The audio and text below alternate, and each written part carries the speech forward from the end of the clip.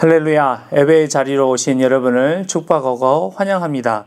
시간이 되었으므로 다 같이 5월 17일 주일 예배 드리도록 하겠습니다. 묵도하시겠습니다.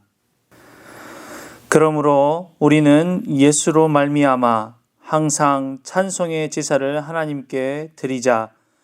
이는 그 이름을 증언하는 입술의 열매니라. 아멘. 사랑의 하나님, 위대하시고 존귀하신 주님의 존전 앞에 우리가 나왔습니다. 우리의 찬송의 제사를 기뻐하시는 주님 앞에 우리가 온전한 마음으로 나옵니다. 우리를 받아주시고 기뻐하여 주시옵소서. 우리의 부족함을 보시지 않으시고 우리의 마음을 늘 새롭게 하시고 변화시키시는 그 주님을 우리가 기뻐합니다. 또한 신뢰합니다. 오늘 드리는 우리 예배가 문 영혼들의 잔치가 되게 하여 주시옵소서. 예수님 이름으로 기도드렸습니다.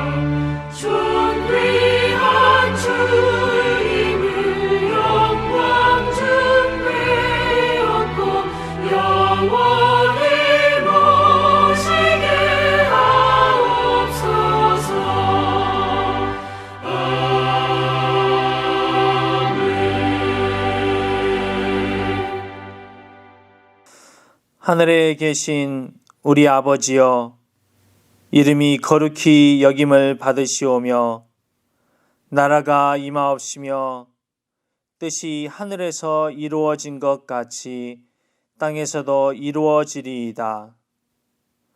오늘날 우리에게 일용할 양식을 주옵시고 우리가 우리에게 죄 지은 자를 사하여 준 것 같이 우리의 죄를 사하여 주옵시고 우리를 시험에 들게 하지 마옵시고 다만 악에서 구하옵소서.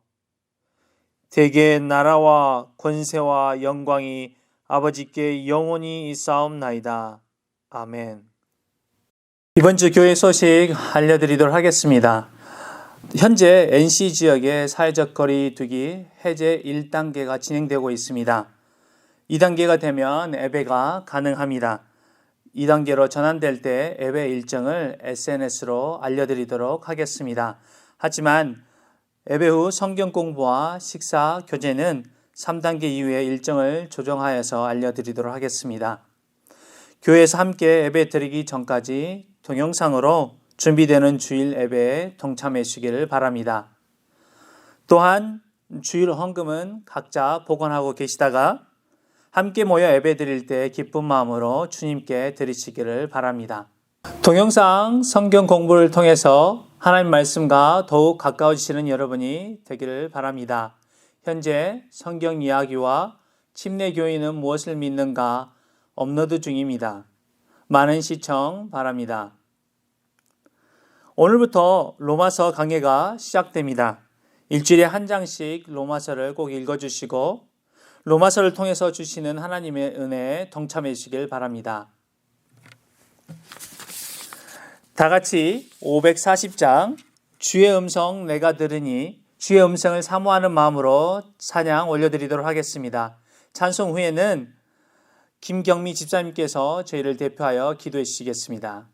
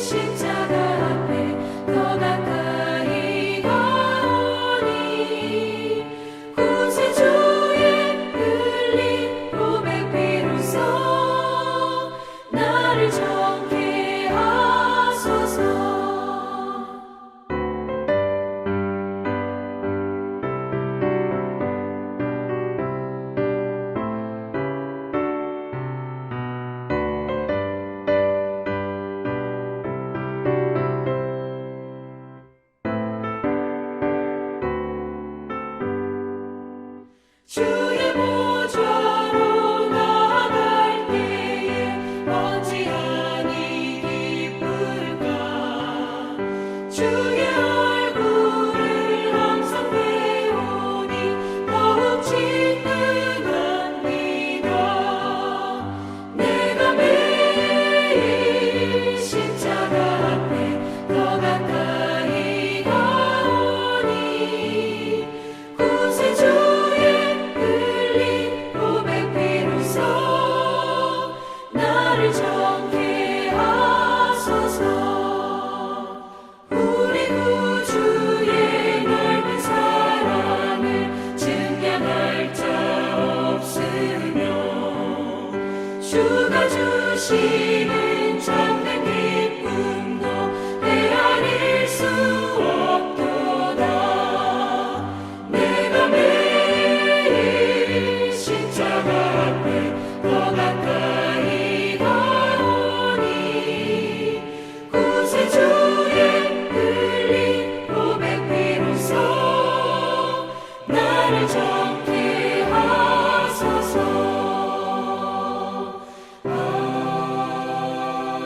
아멘. 기도하시겠습니다. 평안을 너희에게 끼치노니 곧 나의 평안을 너희에게 주노라. 내가 너희에게 주는 것은 세상이 주는 것과 같지 아니하니라. 너희는 마음에 근심하지 말고 두려워하지도 말아라. 이 어려움이 처음 시작될 때에는 염려와 걱정, 불편한 마음이었지만 온라인 예배를 통해 우리 열린 교회 예배를 지켜주심을 감사드립니다. 그동안 당연하게 누리며 드리던 예배가 얼마나 귀한 선물이었는지 깨닫게 하시니 감사드립니다. 함께 음식을 나누며 삶을 나누고 서로를 위하여 기도로 돕고 하나님의 자녀라고 격려하며 세워주던 포도원의 귀함을 알게 하시니 감사드립니다. 한 번도 경험하지 못했던 요즘의 낯선 시간을 지내면서 여러 가지로 회복하게 하시니 감사합니다. 출입이 제한된 상황에서 답답해하기보다는 하나님의 말씀을 읽게 하시고 분주하고 산만했던 지난 시간을 회개하며 하나님과 교제의 시간을 회복하게 하시니 감사드립니다. 가족 간에도 많은 시간을 함께 보내며 더욱 사랑하게 하시고 이웃들 간에도 서로에게 안부를 물으며 힘든 시간을 지내고는 있지 않은지 관심과 사랑을 회복하게 하시니 감사합니다. 경제적으로 어려워진 상황에서도 자족하게 하시고 오히려 베푸는 사랑을 회복해 하시어 마음의 풍성함을 누리게 하시니 감사드립니다. 기쁨과 감사의 시간을 보내게 하시니 순간순간이 은혜임을 고백합니다. 이 모든 마음을 담아 예배의 주인 되신 하나님께 올려드립니다. 저희의 찬양과 경배를 받아주시옵소서. 시간과 공간을 초월하시는 하나님, 우리들의 몸은 흩어져 있지만 저희가 각자의 자리에서 그리스도의 몸 되신 열린 교회를 위하여 더욱 뜨거운 기도를 드릴 수 있기를 소망합니다. 초대교회 오순절에 임했던 성령님, 그 성령님이 역사하시어 지금 몸은 떨어져 있지만 기도로 하나가 되는 교회를 경험하는 귀한 시간이 되어지길 간절히 소망합니다. 또 바라기는 엠마오로 가는 두 제자가 말씀으로 가슴이 뜨거워졌던 것처럼 흩어져 있지만 저희도 말씀으로 뜨거운 시간을 보낼 수 있기를 소망합니다. 그래서 지금 멈춰져 있는 듯한 이 시간이지만 성장하고 성숙되어지는 열린교회가 되기를 소망합니다. 그래서 이 지역에 이 열린교회가 왜 있어야 하는지를 깨닫는 시간이 되게 하시고 그 사명을 감당하기 위해 무엇을 해야 하는지 알게 하시고 행하는 교회가 되게 하여 주시옵소서. 이 시간도 목사님의 말씀을 통하여 주시는 하나님의 말씀으로 저희의 부족함을 깨닫게 하시고 지혜를 얻게 하시어 하나님의 비전을 보게 하여 주시기를 간절히 기도합니다. 오직 성령님의 임재 가운데 예배의 모든 순서를 함께하여 주실 것을 믿사오며 예수님의 이름으로 기도드립니다. 아멘.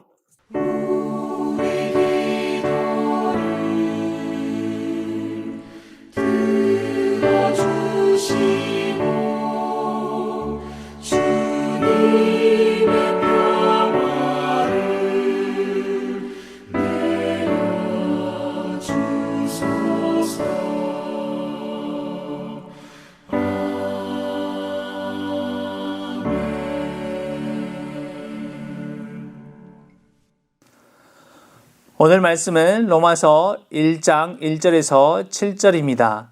다 같이 성경 봉독하시도록 하겠습니다. 예수 그리스도의 종 바울은 사도로 부르심을 받아 하나님의 복음을 위하여 택정함을 입었으니 이 복음은 하나님이 선지자들을 통하여 그의 아들에 관하여 성경에 미리 약속하신 것이라. 그의 아들에 관하여 말하면 육신으로는 다윗의 혈통에서 나셨고 성결의 영으로는 죽은 자들 가운데서 부활하사 능력으로 하나님의 아들로 선포되셨으니 곧 우리 주 예수 그리스도시라.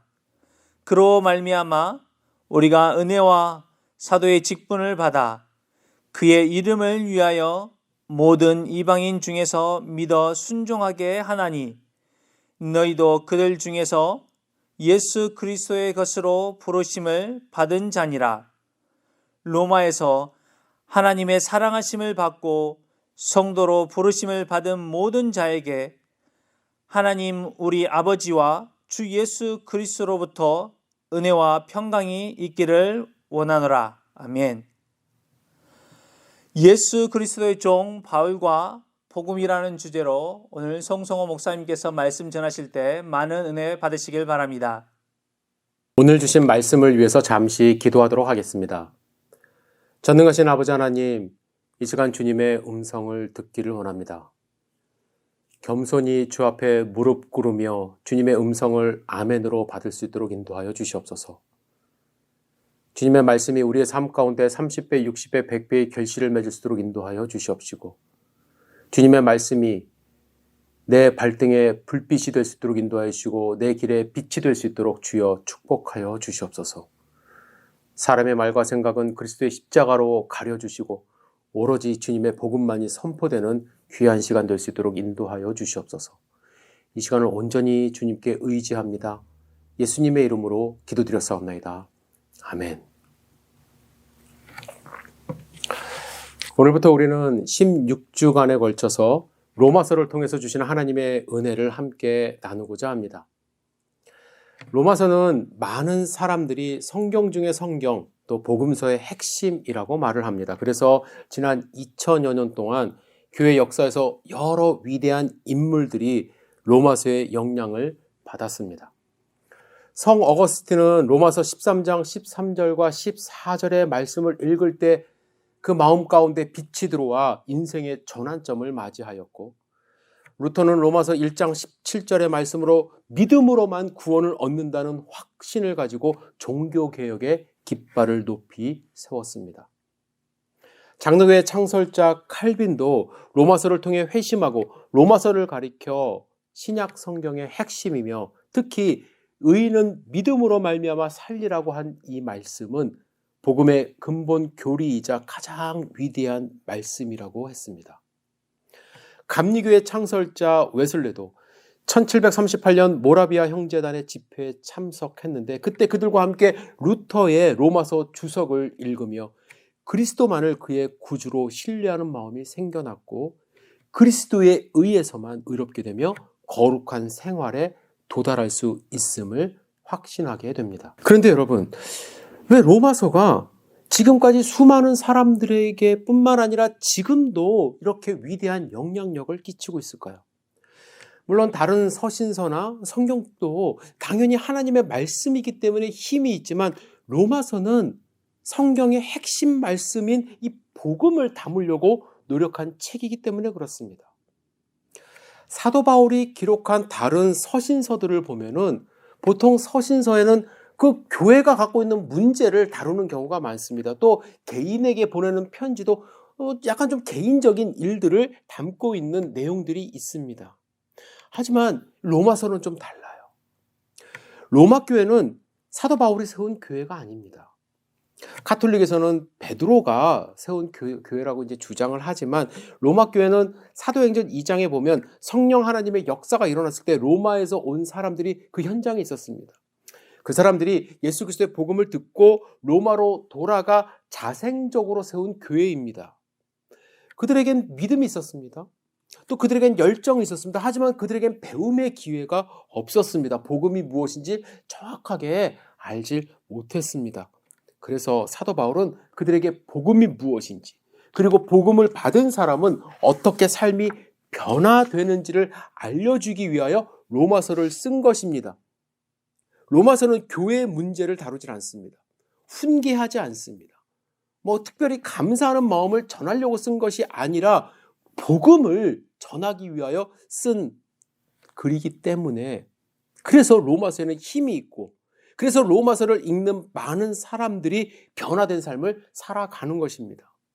저는 로마서를 통해서 주시는 하나님의 이 능력의 복음의 말씀을 우리 모두가 경험하기를 바라며 로마서 강해를 시작합니다. 여러분들에게 부탁드리고 싶은 것이 있습니다. 사실 로마서를 자세히 강의하려면 2, 3년 천천히 차근차근 설교를 해야 하지만 저는 이 로마서 전체의 그림을 함께 여러분들과 그려나가고 싶습니다. 그런데 이 그림을 잘 그리며 서로 이해하기 위해서는 여러분들도 함께 노력을 해 주셔야만 합니다. 가능하면 꼭 여러분들 일주일에 한 장씩 제가 진도를 나갈 텐데 읽어주시길 바랍니다. 그리고 설교를 들은 후에는 베레아 사람들이 그랬던 것처럼 그런가 그렇지 아니한가 하는 마음으로 말씀을 좀 상고해 주시길 바랍니다. 그래야 로마서를 통해서 주시는 하나님의 역사하심이 우리 가운데 일어난다고 저는 확신합니다. 하나님의 능력의 말씀을 기대합니다. 하나님의 능력의 말씀이 우리 가운데 살아있기를 기대하며 로마서 강해를 저는 시작합니다. 오늘은 로마서를 지은 바울에 대해서 먼저 생각해 보기를 원합니다. 1장 1절에 바울은 자기 자신을 예수 그리스도의 종이라고 소개합니다. 여기서 종은 둘로스라는 헬라어로 노예를 뜻합니다. 노예는 자기 주권이 없는 사람입니다.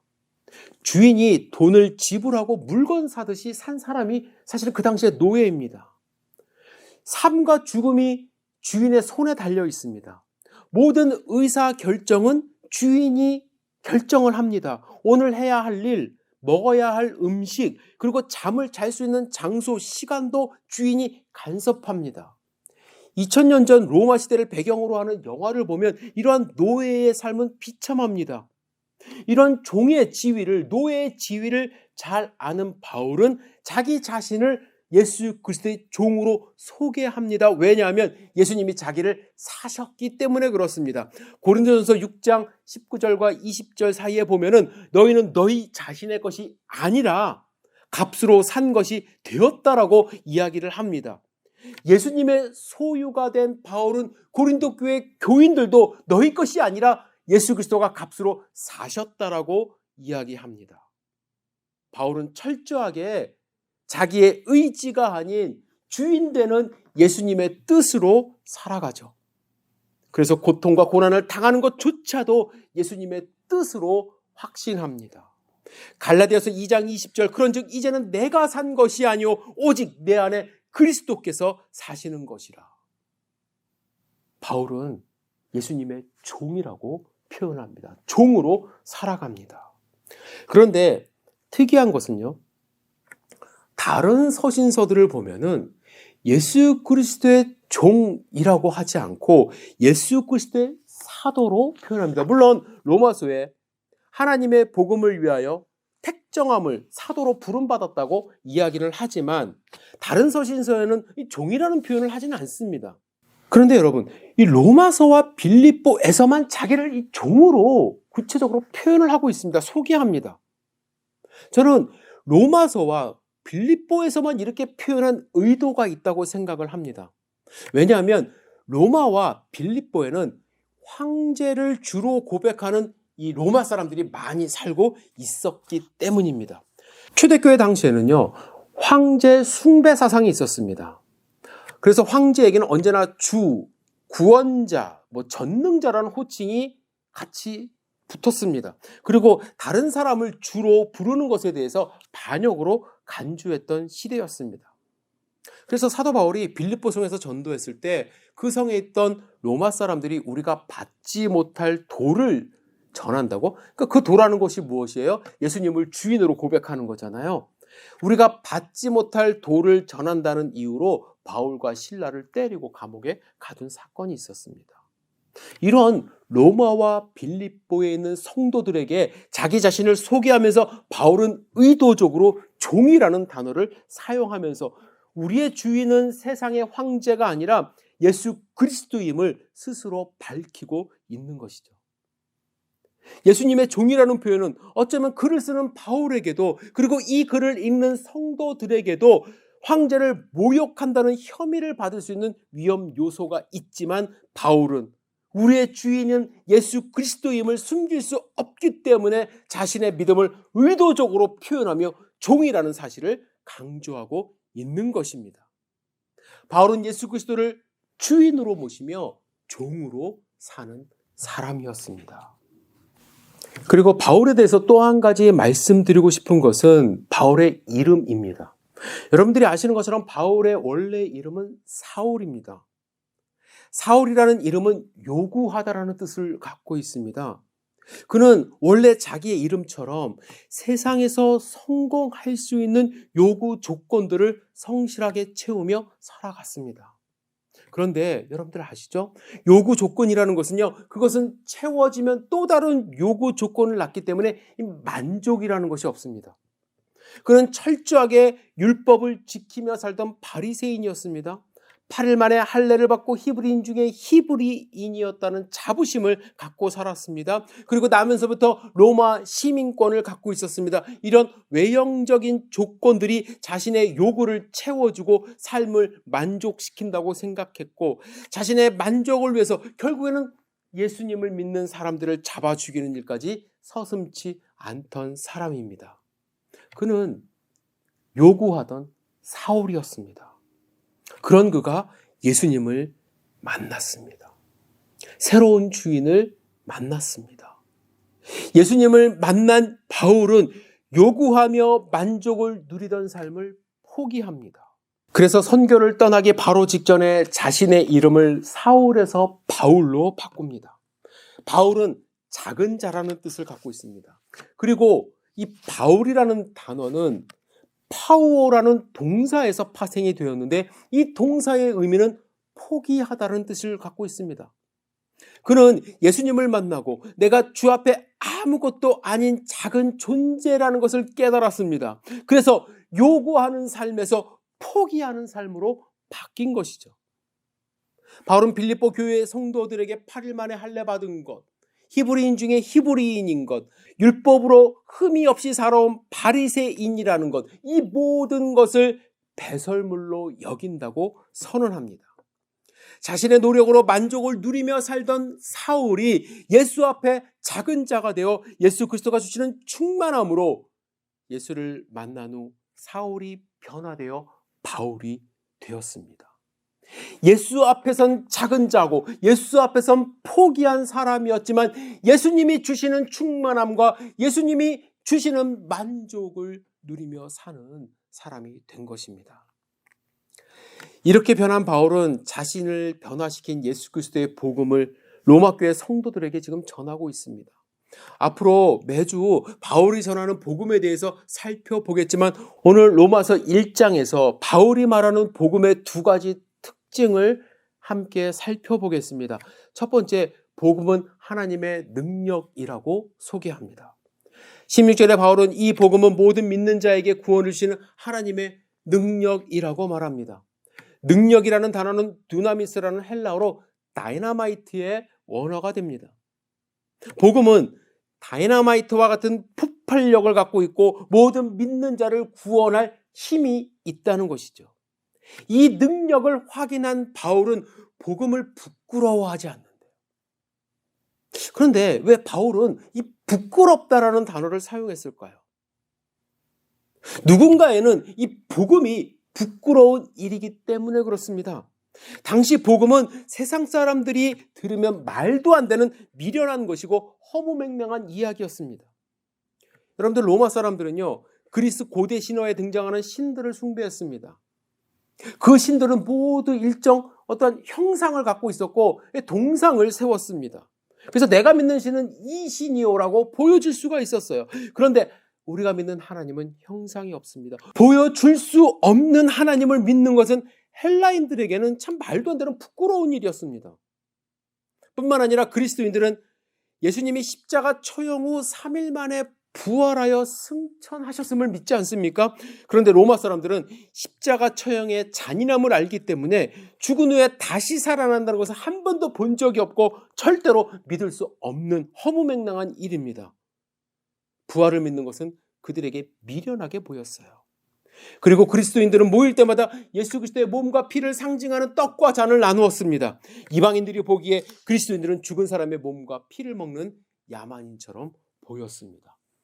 당시에 교회를 다니는 것, 이 복음을 믿는 것, 예수님을 주인으로 모시고 사는 것, 이 모든 것은 당시에 조롱을 받는 부끄러운 일이었기 때문에 교회를 떠나는 사람들도 많았습니다. 하지만 바울은 자신이 예수 그리스도의 복음으로 구원을 받고 자신이 전한 복음으로 유대인들 뿐만 아니라 수많은 헬라인들이 구원을 받는 것을 직접 경험하기 때문에 이 복음에 능력이 있고 이 복음은 결코 부끄러운 것이 아닌 자랑스러운 것임을 확인하고 있는 것이죠. 여러분, 혹시 복음이 하나님의 능력이라는 확신이 여러분들 가운데 있습니까? 여러분들 혹시 복음을 부끄러워하지 않습니까? 자랑스럽게 누군가에게 목숨 걸고 얘기할 수 있습니까? 하나님의 능력이 된다는 것을 확인하지 않으면 우리에게 그런 힘이 나오질 않습니다. 제가 초등학교 2학년 때 저희 부모님이 목사님 가정과 또 몇몇 성도님들과 함께 이 교회를 개척하셨어요. 같이 교회 개척 멤버가 되신 거죠. 저는 그 당시의 상황을 아직도 40여 년이 지났지만 잊지 못합니다. 그 당시 제가 다니던 교회는 지금 우리 열린교회 성도님 숫자보다 훨씬 적었습니다. 그러다 보니까 많은 상황들이 열악했죠. 건물의 한쪽 지하를 빌려서 주일학교 예배를 드렸어요. 에어컨은 생각도 못했죠. 선풍기 몇 대가 돌아갔고, 여름에는 물이 차 있고 상당히 눅눅했습니다. 또 제 또래 친구들도 별로 없어서 저 자신도 흥미를 느끼지 못했습니다. 저도 교회에 막 가고 싶다는 생각이 사실 별로 들질 않아서 친구들을 전도한다는 것은 그 당시에 별로 생각을 하지 못했어요. 그런데 3년, 4년이 지나면서 교회가 부흥하기 시작했습니다. 교회가 부흥하면서 교회에 힘이 생겼어요. 교회 능력이 생겼어요. 교회에 힘이 생기면서 유명한 분들을 간증자로 모실 수 있게 되었습니다. 제가 다른 분들은 다 기억에 남지 않는데 딱 한 분 간증하러 오신 분 기억에 남는데 그분이 바로 차범근 선수였어요. 차범근 선수가 독일에 가기 바로 직전에 저희 교회 와서 간증을 했습니다. 차범근 선수가 교회에 온다는 것은 저에게 자랑거리가 되었어요. 그만큼 교회에 힘이 있었고 능력이 있었다는 이야기이기 때문에 그렇습니다. 친구들에게 교회에 가자는 이야기를 할 수 있게 되었어요. 부끄러워하지 않았어요. 지금 생각해보면 교회의 외형적인 모습에 부끄러워하는 철없는 어린 아이였다라는 생각이 들지만 사실 우리가 알아야 될 게 있어요. 능력이 있다는 것을 알면은 더 이상 그 외형적인 모습이 우리에게 문제가 되지 않습니다. 사도 바울을 생각해 보세요. 늘 죽음의 위협에 쫓겨다녔어요. 감옥에도 갔습니다. 병을 앓고 있었어요. 그런데 그는 부끄러워하지 않았어요. 힘이 있었어요. 과감했습니다. 왜냐하면 복음의 능력을 알았기 때문에. 나 같은 죄인도 구원하신 하나님의 능력을 여러분과 제가 확신한다면 우리는 그 복음을 부끄러움 없이 주변 사람들에게 소개할 수 있고 전하는 사람이 되는 것입니다. 바울은 복음은 모든 믿는 사람을 구원하는 하나님의 능력임을 확신했고 부끄러워하지 않았습니다. 두 번째로 바울은 복음에는 하나님의 의가 나타난다고 말합니다. 개역개정 성경은 복음에는 하나님의 의가 나타나서 믿음으로 믿음에 이르게 하나니라고 말씀하죠. 개역개정 성경만 읽으면 믿음으로 믿음에 이르게 한다. 정확하게 어떤 의미인지 좀 파악하기 어렵습니다. 그래서 새번역 성경을 읽으면 좋은데 새번역에는 하나님의 의가 복음 속에 나타납니다. 이 일은 오로지 믿음에 근거하여 일어납니다라고 번역했습니다. 다르게 표현하면 우리가 복음을 믿으면 믿는 자에게는 하나님의 의가 나타난다는 거예요. 결국 하나님의 의를 얻기 위해서는 오직 복음을 믿어야 가능하다고 표현하는 것입니다. 그런데 왜 하나님의 의를 얻는 것이 중요할까요? 라는 질문이 생겨요. 여러분들 왜 그럴까요? 그것은 하나님의 의로우심이 우리와 함께하지 않으면 죄성을 가진 우리는 결코 하나님 앞에 설 수 없기 때문에 그렇습니다. 우리가 하나님의 의로우심으로 덧입혀지지 않으면 우리는 하나님 앞에서 심판받아 영원한 형벌에 빠질 수밖에 없어요. 그러나 복음을 믿으면 하나님의 의가 우리에게 나타나 하나님은 나를 죄인으로 보지 않고 의인으로 보시고 우리를 자녀 삼아 주시고 하나님의 백성 삼아 주신다는 겁니다. 이것을 신학적인 용어로 이신칭의라고 말합니다. 믿음으로 말미암아 의롭다 칭하심을 받았다는 거예요. 우리는 여전히 육신을 갖고 있기 때문에 죄의 성품이 있어요. 하지만 복음을 믿는 순간 하나님은 더 이상 나를 보시는 것이 아니라 아직은 조금 부족해도 하나님 앞에 설 수 없는 존재임에도 불구하고 하나님은 예수 그리스도를 믿는 나의 믿음을 보시고 자녀 삼아 주시고 의롭다 칭하신다는 말씀입니다. 여러분, 그렇다면 우리가 같이 생각해야 될 게 있어요. 도대체 복음이 무엇이길래 능력이 있고 복음이 무엇이길래 하나님의 의가 그것을 믿으면 나타날까요? 앞으로 이 복음의 내용에 대해서 많이 배울 것입니다. 하지만 오늘 복음에 대해서 간단하게 한 말씀만 드리겠습니다. 여러분들 꼭 외우셔야 돼요. 복음은 예수 그리스도가 나의 죄값을 대신 치르셨다는 것입니다. 다시 한번 말씀드립니다. 복음은 예수 그리스도가 나의 죄값을 대신 치르셨다는 것이에요. 여러분과 저에게는 나에게 있는 죄값을 치를 능력이 사실은 없습니다.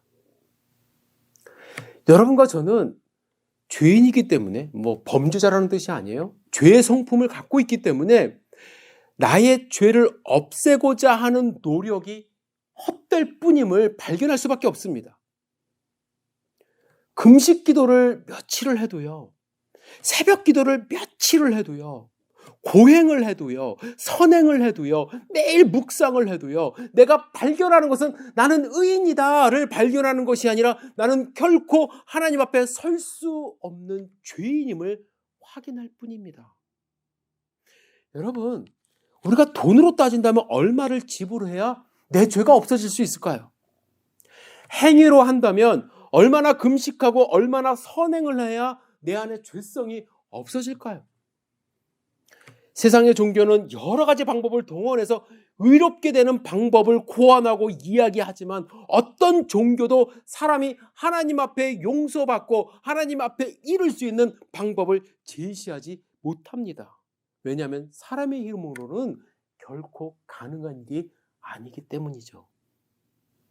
그래서 하나님은 죄 없으신 예수 그리스도의 피가 내 죄를 대신해 그 값을 지불하게 하셨고, 그 사실을 믿을 때 예수 그리스도의 정결한 피가 나를 덮어 하나님은 죄인인 나를 보시는 것이 아니라 예수 그리스도의 피를 보시고 나를 의롭다고 칭해 주시는 겁니다. 이것이 복음이고, 이를 믿을 때 하나님의 능력이 나타나 하나님의 의로 구원을 얻는 것입니다. 바울은 예수님을 만났고 이 사실을 확인했습니다.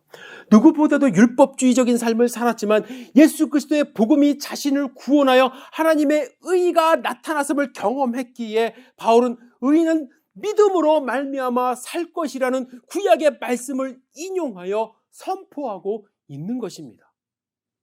로마서를 묵상하던 마틴 루터는 이렇게 말합니다. 나는 어떻게 하면 바울의 말을 제대로 이해할 수 있을지 노심초사였는데 하나님의 의라는 표현에서 가로막히고 말았다. 그 의미를 의로우신 하나님이 불의한 자들을 공평하게 심판하신다는 뜻으로 받아들였기 때문이다. 나는 흠잡을 데 없는 수도사였지만 하나님 앞에서는 죄인이었다. 나는 의롭고 무서운 하나님을 사랑할 수 없었고 도리어 그분을 미워하고 불평했다. 그러나 나는 하나님이 우리에게 은혜와 자비를 베푸시고 믿음으로 말미암아 의롭다함을 받는 것이 그분의 의라는 것을 온전히 이해하게 되었다. 나는 새롭게 태어났고 천국에 이르는 열린 문을 통과했다고 느꼈다. 나는 해내었다. 전에는 하나님의 의라는 표현이 싫었지만 이제는 그것이 가장 소중하고 위안을 주는 말이 되었다. 예수 그리스도의 복음을 소유한 열린교회 성도 되기를 주님의 이름으로 축복합니다. 예수 그리스도의 복음이 정말로 기쁜 소식이 되어 나뿐만 아니라 믿지 않는 자들에게 부끄러움 없이 힘있게 증거하는 하나님의 능력이 될 수 있기를 간절히 축복합니다. 이 복음을 마음 가운데 새기어 루터가 얘기했듯이 소중하고 위안을 주는 말로 삼아 하나님의 백성으로 하루하루 승리하는 삶을 살기를 주님의 이름으로 축복합니다. 기도하시겠습니다. 사랑과 은혜가 충만하신 아버지 하나님, 우리 마음 가운데 예수 그리스도의 복음이 심겨질 수 있도록 인도하여 주시옵소서. 복음을 부끄러워하는 것이 아니라 하나님의 말씀의 능력이 되어 우리 삶을 승리하며 살아갈 수 있는 원동력이 될 수 있도록 주여 인도하여 주시옵소서. 모든 성도님들이 이 복음을 믿을 수 있도록 인도하여 주시고 천국의 소망을 갖고 하루하루 살아갈 수 있도록 주여 축복하여 주시옵소서. 예수님의 이름으로 감사하며 기도드렸사옵나이다. 아멘. 이 시간 우리 찬송가 268장 죄에서 자유를 얻게 함은 함께 부르신 후에 축도로 예배를 마치도록 하겠습니다.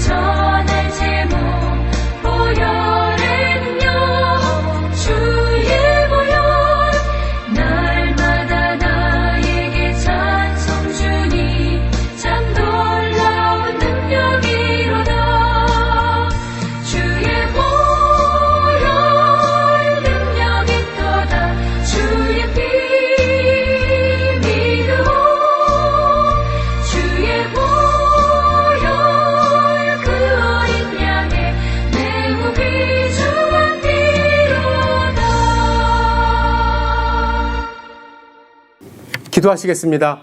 사랑과 은혜가 충만하신 아버지 하나님, 우리의 예배를 기쁘게 받으신 줄 믿습니다. 성령 충만함으로 임재하여 주셔서 우리의 삶 가운데 하나님을 경험할 수 있도록 도와주시고 기쁨으로 하루하루 살아갈 수 있도록 주여 인도하여 주시옵소서. 육신의 연약함으로 기도하고 계시는 분들, 주님 그 손 붙잡아 주시고 회복시켜 주시옵소서.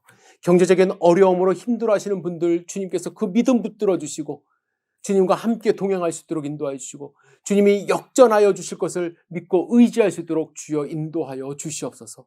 주님, 앞으로의 미래를 우리가 많이 걱정합니다. 주님, 두려워할 것이 아니라 하나님을 더욱더 의지하며 믿는 마음으로 함께 걸어갈 수 있도록 주여 축복하여 주시옵소서.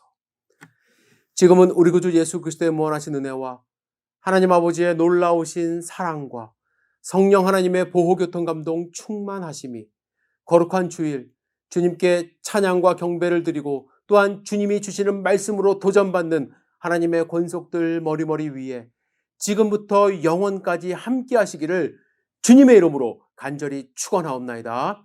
아멘.